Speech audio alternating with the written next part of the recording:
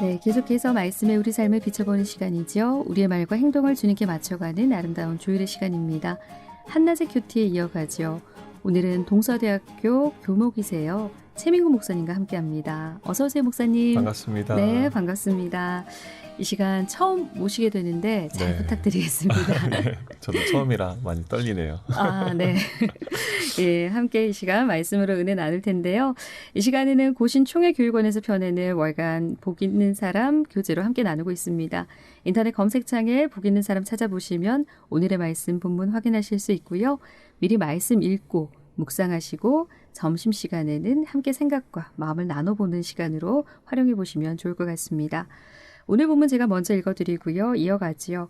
오늘은 예수님은 누구신가 라는 주제고요. 묵상한 말씀 누가복음 7장 18절에서 35절입니다.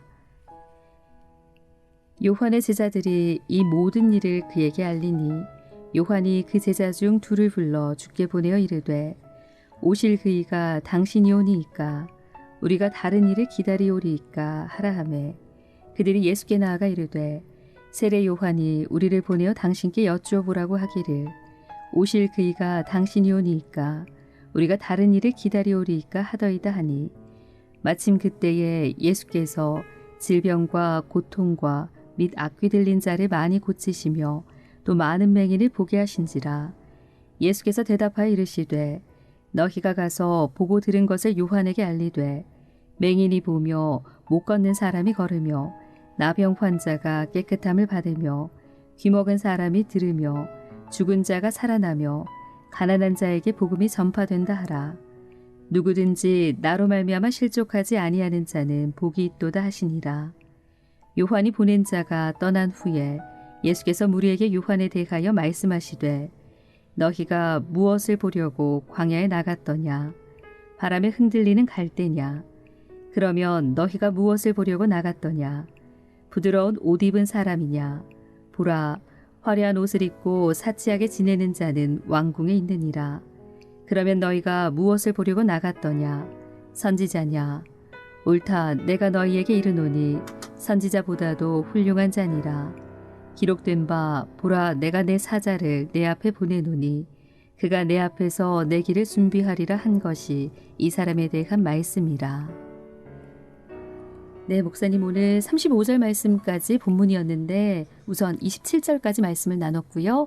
오늘 이 말씀 어떤 말씀인지 먼저 좀 나눠주실까요? 오늘 말씀은 이제 세례 요한이 그 옥에 갇히고 그리고 나서 제자들을 보내서 예수님에게 의심 섞인 질문을 좀 하는 내용이고 그에 대해서 이제 예수님 대답하시고 그리고 나서는 이제 그 이후에 예수님이 요한에 대해서 어떤 평가를 좀 내리는 그런 말씀이라고 볼 수 있겠습니다. 그러면 이제 말씀 전체적인 내용은 이제 얘기를 해주셨는데 네. 저희가 어떤 말씀 오늘 어떤 절을 좀 눈여겨서 보면 좋을까요? 일단은 그 요한의 질문을 좀 생각을 해보면 좋을 것 같아요. 먼저는 네. 18절부터 보면 이제 20절에 가서 네. 오실 그이가 당신이 오니까 우리가 다른 일을 기다리오리까 이런 질문을 이제 예수님께 전달해달라 했던 네. 것이죠. 오실 그이가 누굽니까? 당신입니까? 다른 사람입니까? 그러니까 사실 요한이 지금 메시아를 기다려서 예수님을 메시아로 이해를 했는데 정말 당신 맞느냐 한 번 더 확인하는 네네. 그런 질문이죠. 메시아를 기다린다는 것은 그 당시에 메시아 대망 사상이 유대인들에게는 있었기 때문에 민족적이고 역사적인 어떤 기다림이었을 텐데 그게 정말 예수님인가에 대해서 요한의 믿음이 좀 흔들리는 것을 이렇게 좀 보여주는 장면이라고 할 수 있겠습니다. 네. 아무래도 요한도 인간이니까 옥에 있으면서 좀 심적으로 많이 어렵지 않았을까 하는 생각도 해보게 되고요. 네. 근데 사실 요한은 잘 아시는 것처럼 예수님에게 세례를 베풀었던 분이잖아요. 그리고 그 당시에 유대 사회를 뒤흔들 만큼 굉장히 강력한 메시지를 유대 사회에 큰 충격을 줄 만큼 그런 메시지를 던졌던 인물이고 또 메시아를 알아보고 하나님의 어린 양이다 이렇게 말을 했던 그런 분이 당신이 메시아 맞느냐 이렇게 네. 지금 묻는 거예요. 사람이 때로 흔들릴 때가 있죠. 네. 인간이기 때문에. 그런 부분에서 세례 요한의 인간미가 좀 보이기도 하고 그렇습니다. 저도 그 생각을 했거든요. 왜 이 질문을 이렇게 질문을 했을까? 알고 있었을 텐데 라는 생각을 했었는데 목사님 말씀처럼 이 상황에 따라서 요한도 알고는 있지만 그 내가 지금 처한 상황에서 약간의 흔들린 그런 그렇죠. 모습으로 이 질문을 했다라고 이렇게 말씀해 주셨는데 저는 이제 보면서 근데 요한이 이렇게 물었는 이제 제자들에게 이렇게 질문하라 시켜서 제자들이 물었는데 예수님 대답이 명확한 대답으로 해주지 않으셔가지고 그것 또한 직접적인 대답은 하지 예. 않으셨죠. 다만 이제 말씀으로 대답을 하신 거라고 볼 수 있겠는데요. 네. 질병과 고통과 악기 들린 자를 많이 고치시며 많은 맹인을 보게 하시면서 그냥 본인이 사역하시는 것을 그대로 보여주시는 네. 그런 장면과 함께 이제 이사야의 말씀을 인용을 한 겁니다. 22절에는 네. 맹인이 보며 못 건 사람 걸으며 나방한 자 깨끗함을 받으며 귀먹은 사람이 들으며 죽은 자가 살아나며 가난한 자에게 복음이 전파된다 하라. 네. 이사야의 말씀을 가지고 인용하면서 이사야에서는 이제 그분이 오면 이런 일이 있겠다고 하는 네. 그런 말씀이 있었기 때문에 그 말씀으로 내가 누군지를 이제 이야기를 한 것이죠. 그리고 나서 23절 끝에 누구든지 나로 말미암아 실족하지 아니하는 자는 복이 있다. 네. 이렇게 마무리를 하셨습니다. 사실은 말세, 그러니까 예수님 오시고 나서부터를 그 말세라고 보거든요.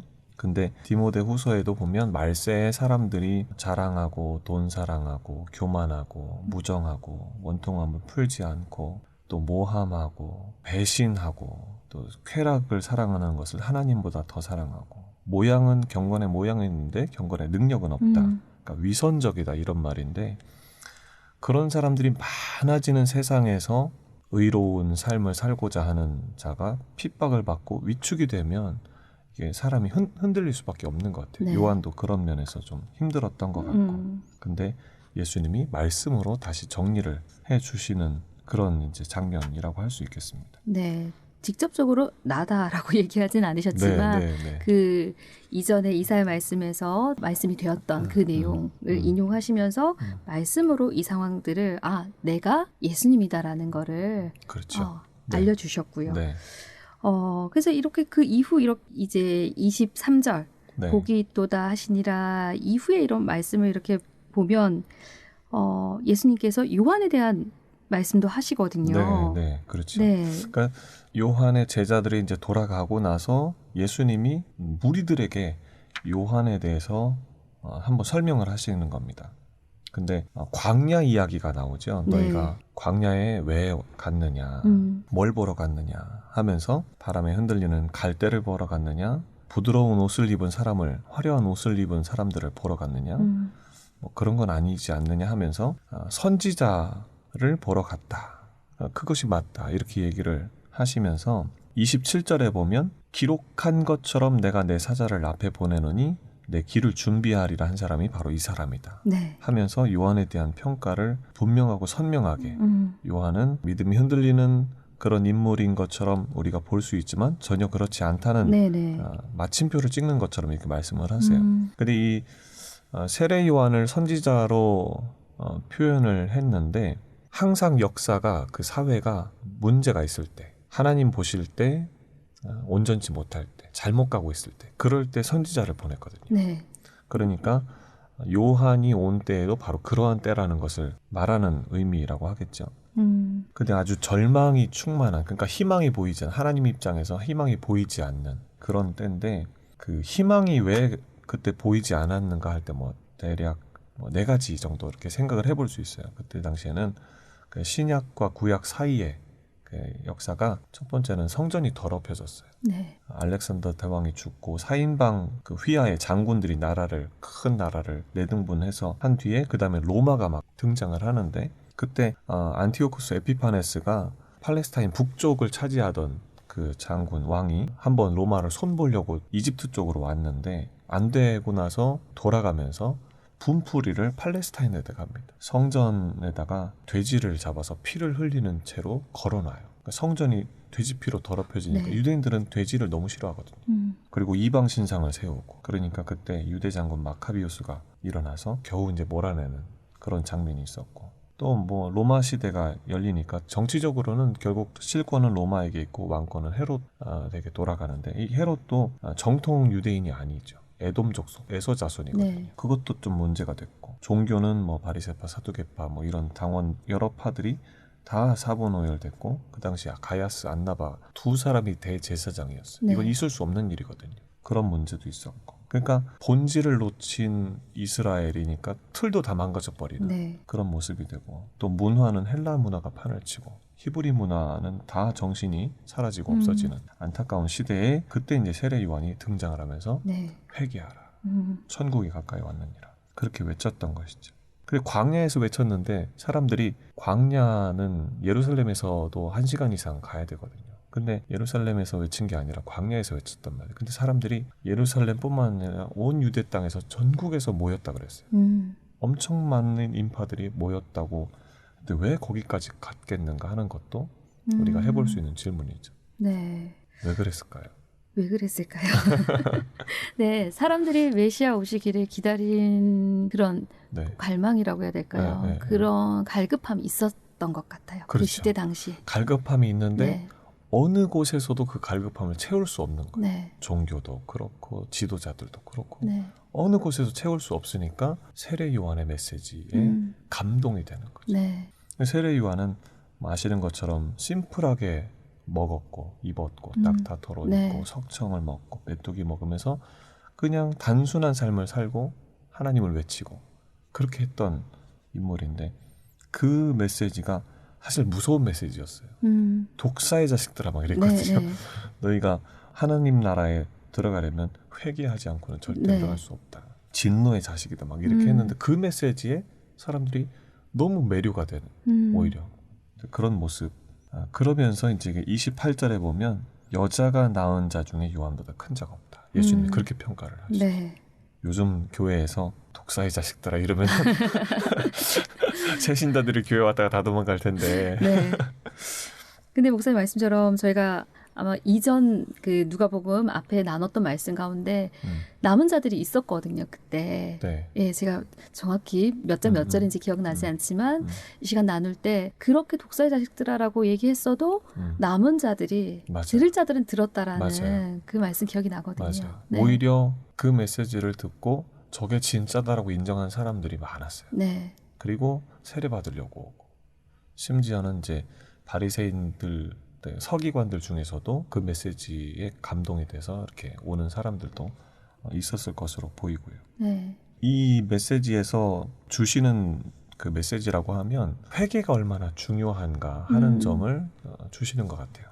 네. 그 맨 마지막에 보면 35절인가요? 네. 지혜는 자기의 모든 자녀로 인하여 옳다함을 얻느니라 그랬는데 사람들이 지도자들이 뭐라고 그랬냐면 세례 요한이 금식하니까 귀신 들렸다고 욕하고 예수님은 또 먹으니까 세례와 죄인의 친구다. 네. 먹기만 한다. 뭐 이런 식으로 이제 욕을 했단 말이에요.